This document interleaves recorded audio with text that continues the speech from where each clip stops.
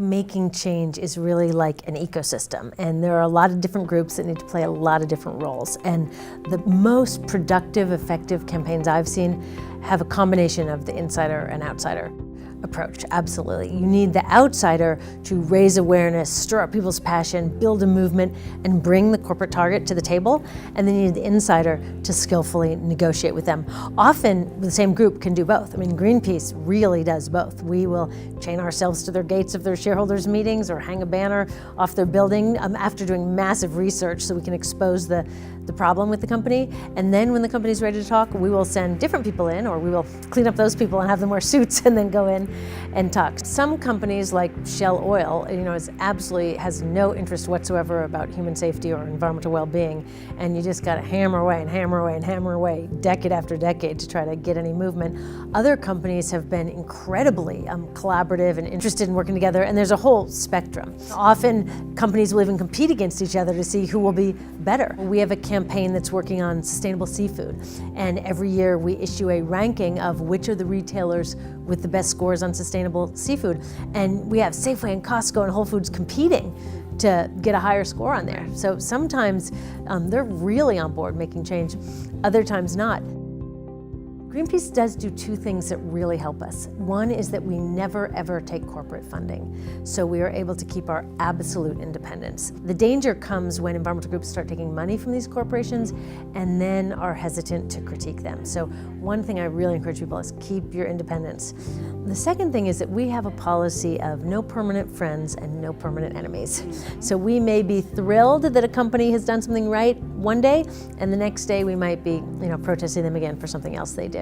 And those two commitments that we have gives us a lot of integrity, a lot of freedom to move. What is the vision of the beautiful future that you're working towards? What does it look like?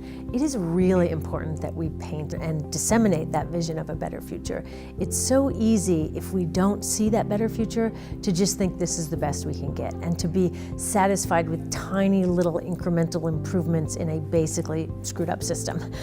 So it's very, very important that we build alternatives, that we share stories of a different vision, that we really provide proof of concept to convince people that it's actually possible to do things better. And that's actually easy because it is possible to do things better.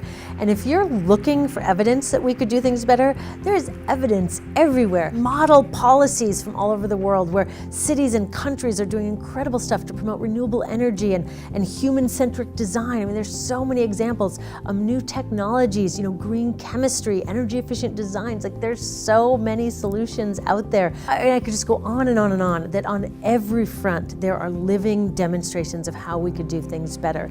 They're often not covered by the mainstream media. They often take a little digging. It's important that we expose ourselves to all of these examples of a better world, because that makes it easier to envision what if they were the dominant trend. There are a lot of sources of the blockage that's not getting this stuff out. I mean, there's the obvious thing of the corporate-dominated media that we'll hear more about the latest shooting rather than the latest solution. There's also the fact that in the United States, people work so hard.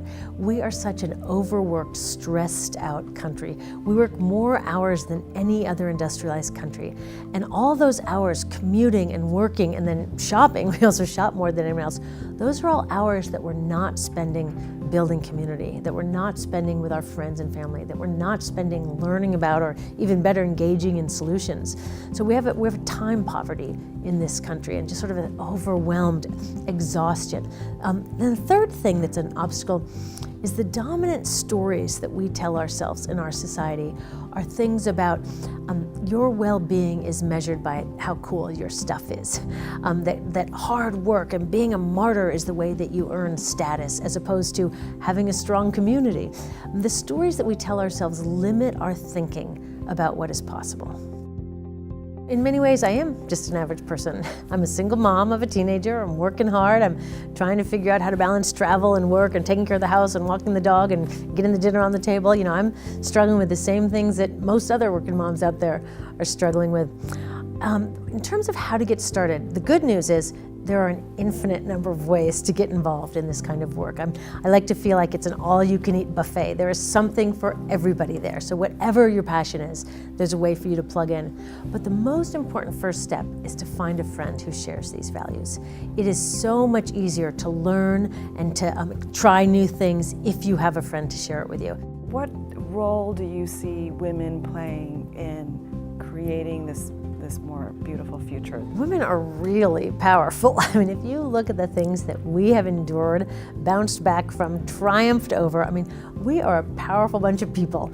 And if we can apply that power, the same power and fierceness with which we protect our children, if we can apply that power and fierceness to building a better future, we're in good shape.